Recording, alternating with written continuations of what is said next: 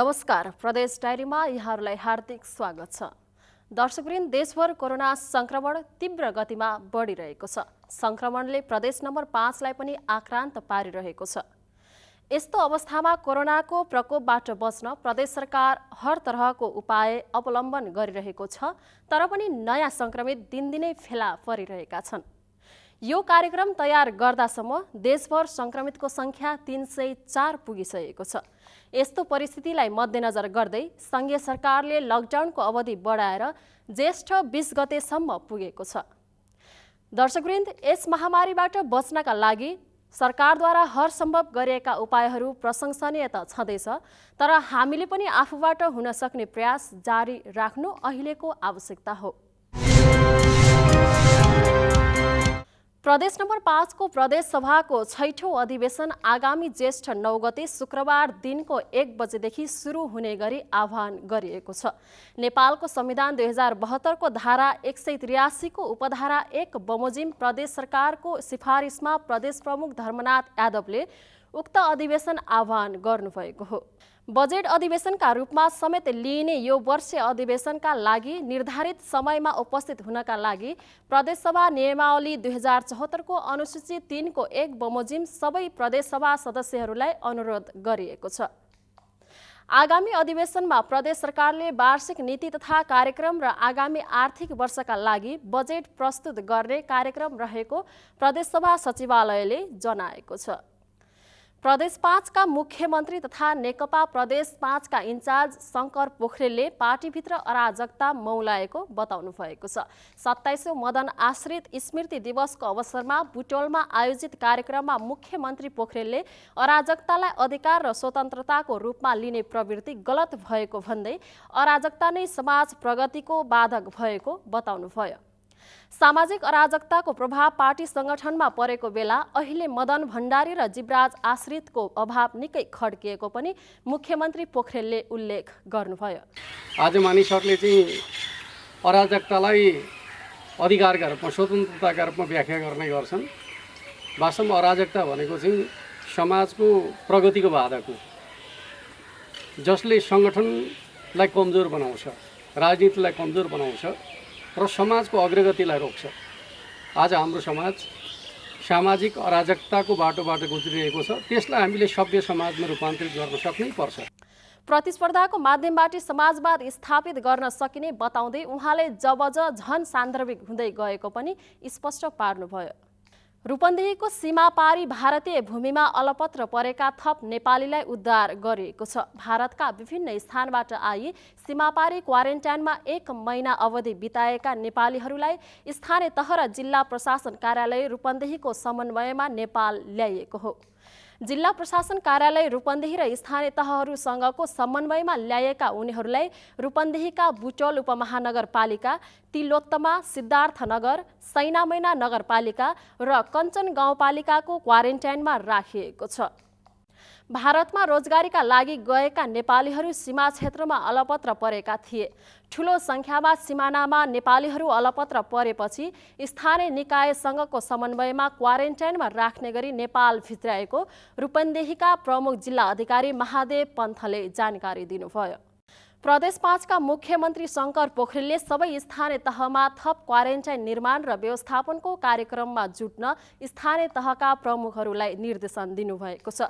Corona संक्रमण विरुद्ध स्थानीय तहले अहिलेसम्म सञ्चालन गरेका गतिविधि र समस्याका बारेमा जानकारी लिन पश्चिम नवलपरासी आयोजित कार्यक्रममा मुख्यमन्त्री पोखरेलले सो निर्देशन दिनुभएको हो। प्रदेश 5 का मुख्यमन्त्री शंकर पोखरेलले सबै स्थानीय तहमा थप क्वारेन्टाइन निर्माण र व्यवस्थापनको कार्यमा जुट्न स्थानीय तहका प्रमुखहरूलाई निर्देशन दिनुभएको छ। कोरोना संक्रमण विरुद्ध स्थानीय तहले अहिलेसम्म सञ्चालन गरेका गतिविधि र समस्याका बारेमा जानकारी लिन पश्चिम नवलपरासीमा आयोजित कार्यक्रममा मुख्यमन्त्री पोखरेलले यस्तो निर्देशन दिनुभएको हो। विभिन्न सरकारवालाहरू सहभागी छलफल कार्यक्रममा सम्बोधन गर्दै मुख्यमन्त्री पोखरेलले कोरोनाको रोकथाम र सम्भावित बचावट कार्यमा प्रदेश सरकार निरन्तर लागेको बताउनुभयो। कोरोना विशेष अस्पताल भन्न तयारी गरेका थियौँ र हामीले नि अब पर्याप्त क्षमताको बनायौँ भन्ने खालको हाम्रो अनुभूति थियो। झन्डै 250 क्यापासिटीको बनायौँ भनेर हामीले चाहिँ अन्यत्रभन्दा धेरै गरेका छौँ जस्तो लागेको थियो। जब चाहिँ केसहरू देखा पर्न थाले त्यसपछि कमी महसुस भयो।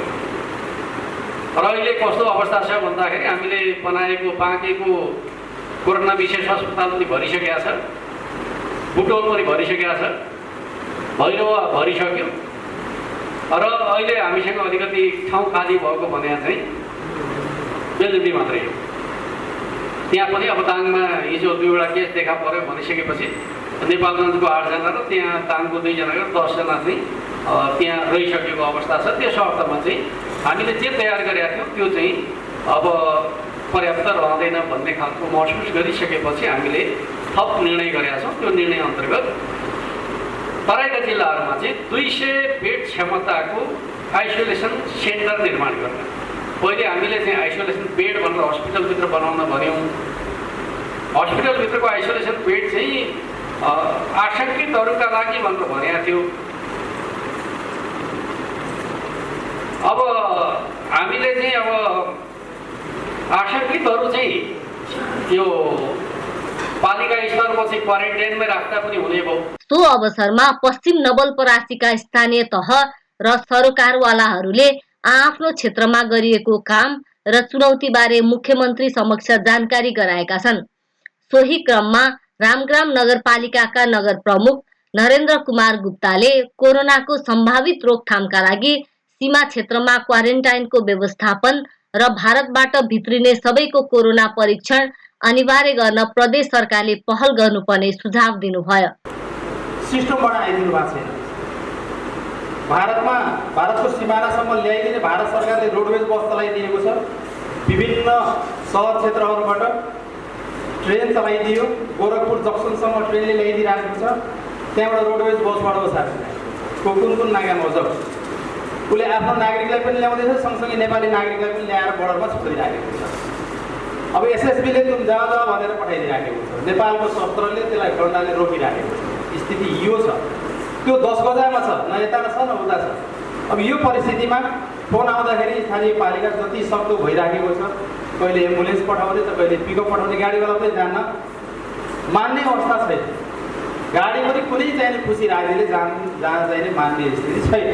अब यो परिस्थितिमा काम गर्न परिराखेको छ। कार्यक्रममा बोल्दै सुनवल नगरपालिकाका नगर प्रमुख भीमबहादुर थापाले खरिद प्रक्रियाको झन्झटिलो विधिका कारण यस्तो जटिल अवस्थामा पनि काम गर्न समस्या देखिएको बताउनुभयो। काममा एकरूपता र भोलि जिल्लाभरि पर्दा विपर्दा सबै स्थानीय तह मिलेर गर्न सक्ने गरी एउटा प्रदेश सरकारले कार्यविधि बनाइदियो भने हामीलाई काम गर्ने हौसला पनि छ।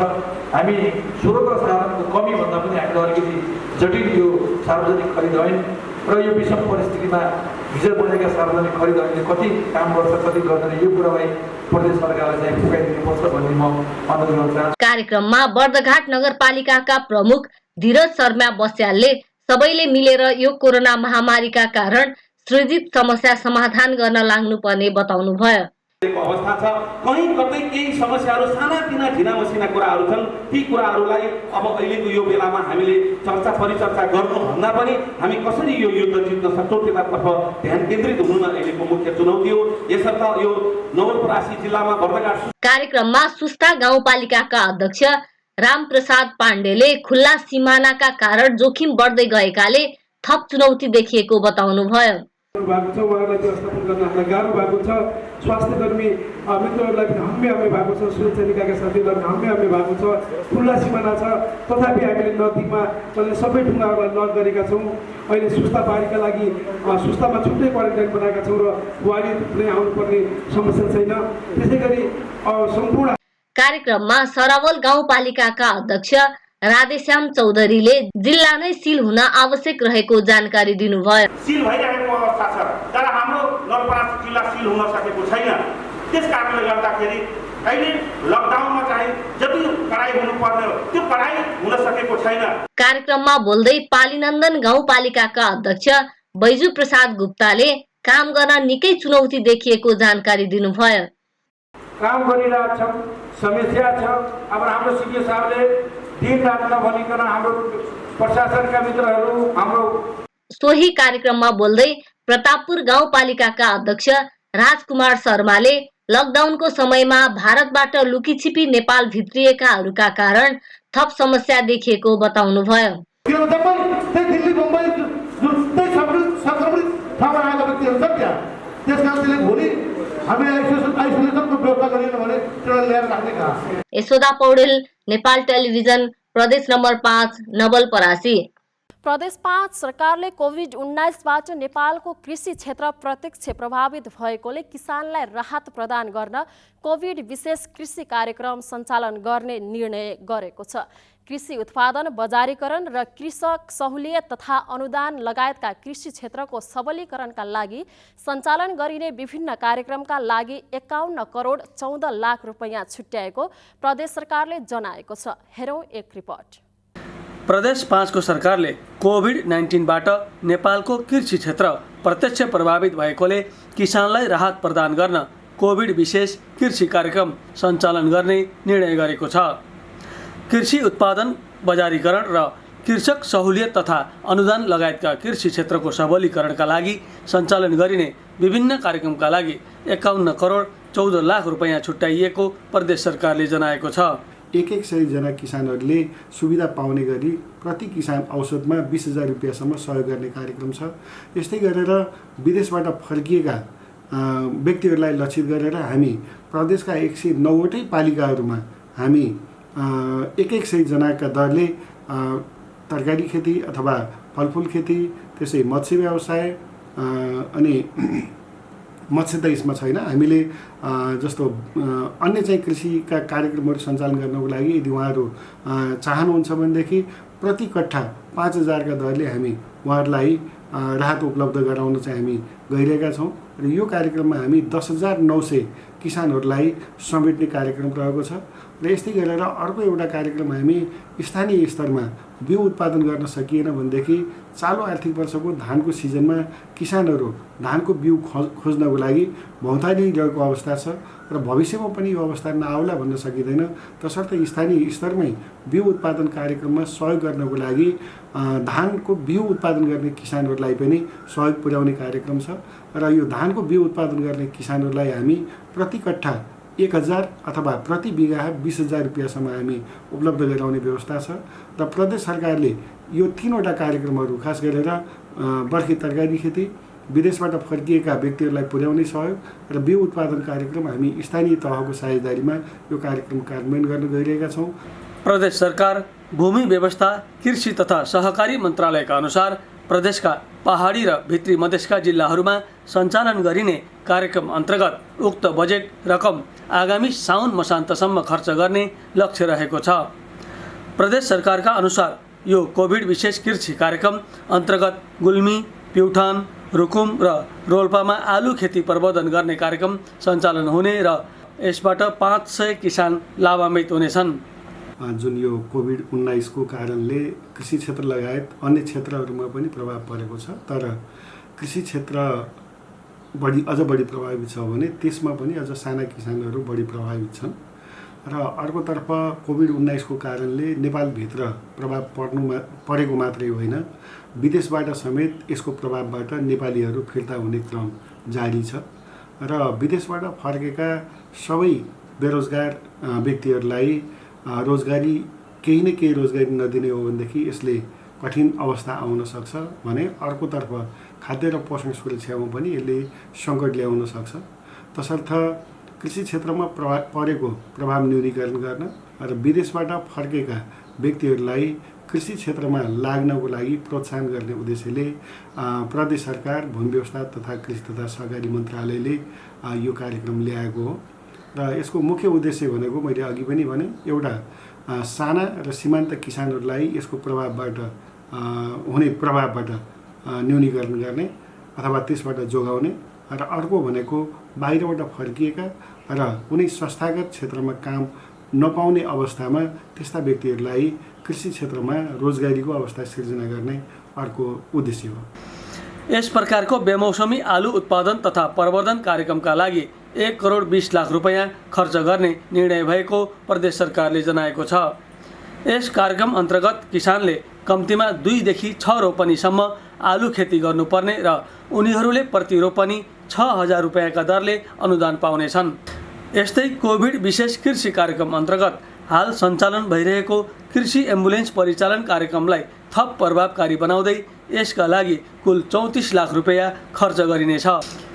यस कार्यक्रम अन्तर्गत व्यावसायिक तरकारी उत्पादन गर्न चाहने किसानलाई प्रोत्साहन अनुदान कार्यक्रमका लागि 14 करोड रुपियाँ खर्च गर्ने निर्णय गरिएको प्रदेश सरकारले जनाएको छ।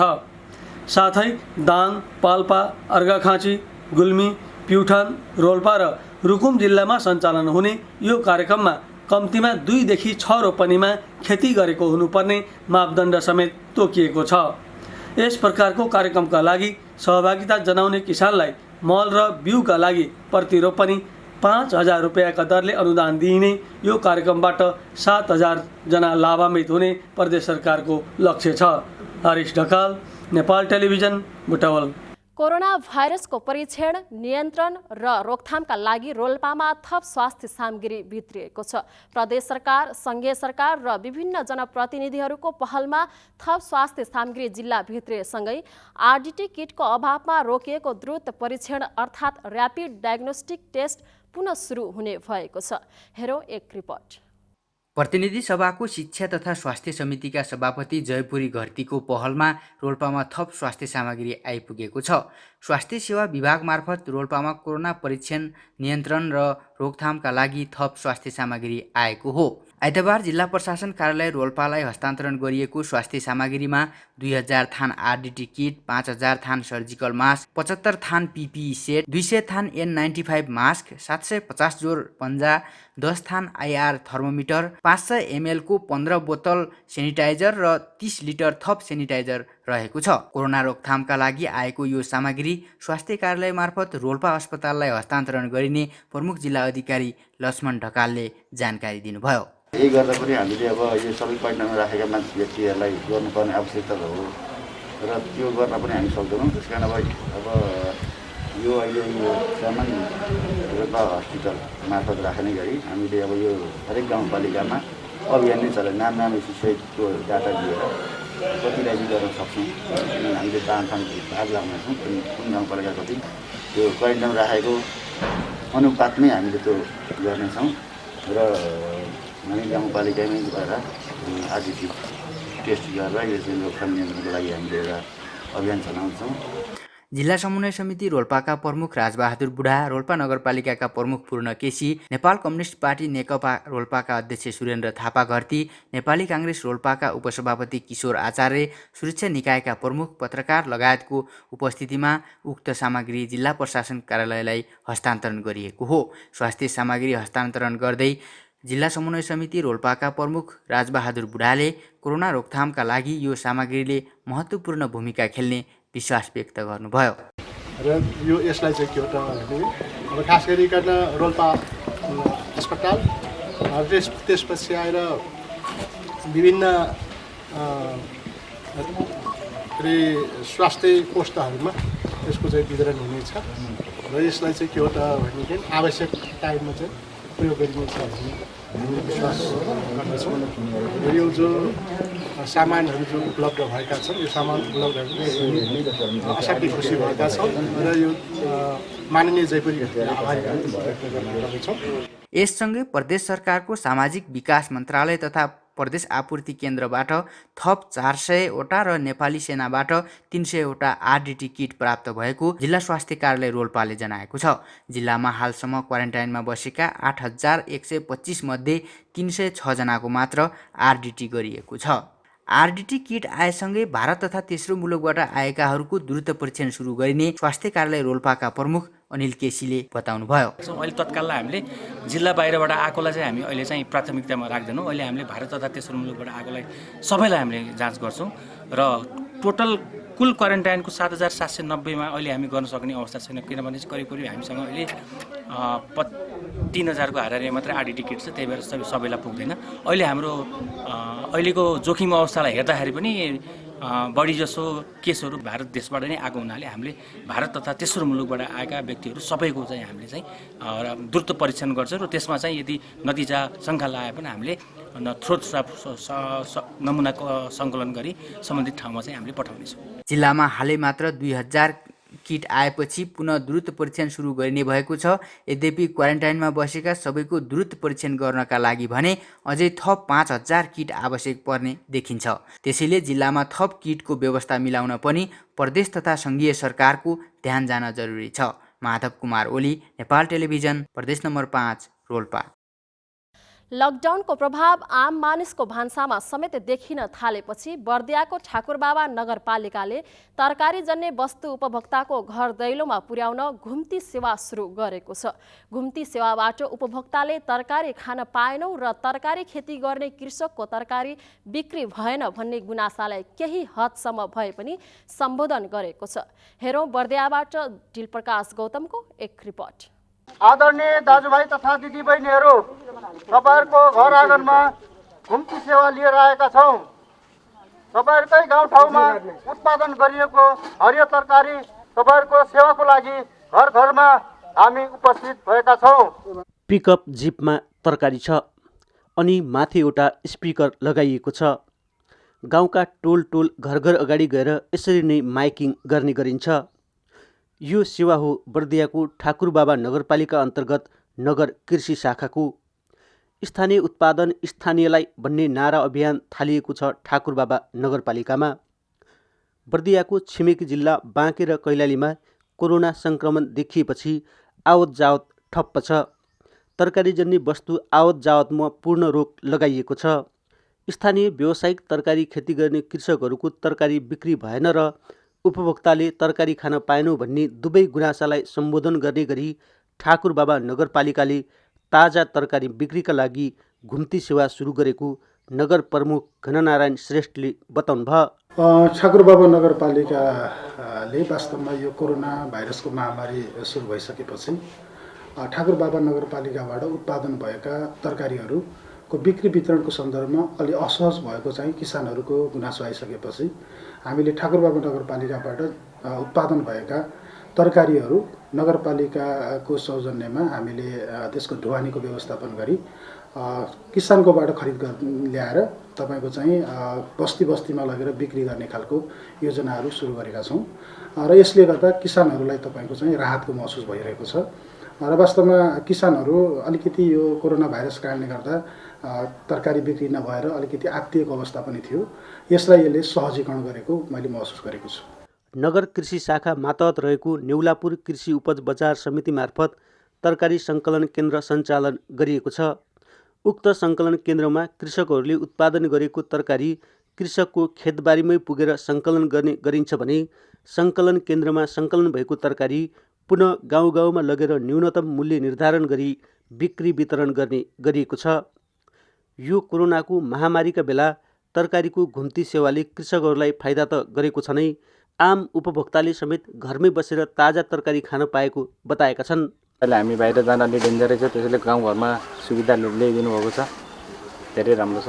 खेतमा उत्पादन भएको तरकारी लकडाउनका कारण बिक्री वितरण नभएपछि कृषकहरू चिन्तित थिए। कृषकको लगानी डुब्ने हो कि भन्ने चिन्ता थियो। घुम्ती सेवाले खेतबाटै तरकारी उठाउन थालेपछि लगानी उठ्छ कि भन्ने आशा कृषकहरूमा पलाएको छ। मैले यसभन्दा पहिले त अब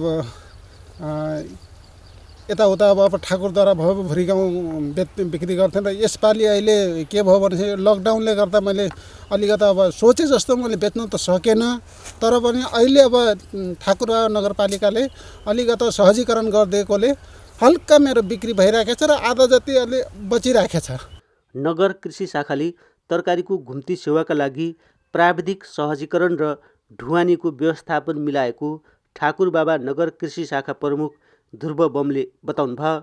ठाकुरबाबा नगरपालिकामा करिब 30 देखि 40 हेक्टर क्षेत्रफलमा लगाइएको तरकारी बालीलाई यस विषम परिस्थितिमा किसानहरूले खपत हुन नसकेको, बजारीकरण गर्न नसकेको गुनासोलाई सम्बोधन गर्नको लागि ठाकुरबाबा नगरपालिका कृषि शाखाले पहल कदमी लिएर नेउलापुर कृषि उपज बजार समितिले त्यसलाई सङ्कलन गर्ने कार्यको थालनी भएको छ र यसलाई चाहिँ हामीले प्राविधिक हिसाबले सहजीकरण गर्ने तथा यसलाई निरन्तरताको रूपमा अगाडि बढाउनको लागि कृषि शाखाले अहम भूमिका खेल्ने मनसाय हामीले बनाएका छौँ र अहिले चाहिँ प्रत्येक उपभोक्ताको घर घरमा तरकारी पुगेको छ र उपभोक्ताहरू पनि खुसी हुनुभएको छ।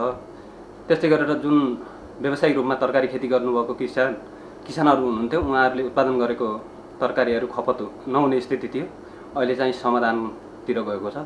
यस मानेमा यसलाई चाहिँ उहाँहरूले पनि बिस्तारै खुसीको प्रकट गर्नुभएको छ र यसलाई हामीले निरन्तरता दिने कुरामा पहल कदमी बढाउनेछौँ। जिल्लाका विभिन्न स्थानमा लकडाउन लम्बिँदै गएपछि कृषकहरूले तरकारी बिक्री वितरण गर्न नपाएको गुनासो बढ्दो छ। उक्त गुनासोलाई सम्बोधन हुने गरी ठाकुरबाबा नगरपालिका झैँ अन्य स्थानीय तहले समेत कृषकको तरकारी बिक्री वितरण गर्ने व्यवस्थापन मिलाउन जरुरी छ। दिलप्रकाश गौतम, नेपाल टेलिभिजन, बर्दिया। हवस् त, आजलाई प्रदेश डायरी यति नै। अर्को साता विविध सामग्री लिएर उपस्थित हुनेछौँ। नेपाल टेलिभिजन हेर्दै गर्नुहोला। नमस्कार।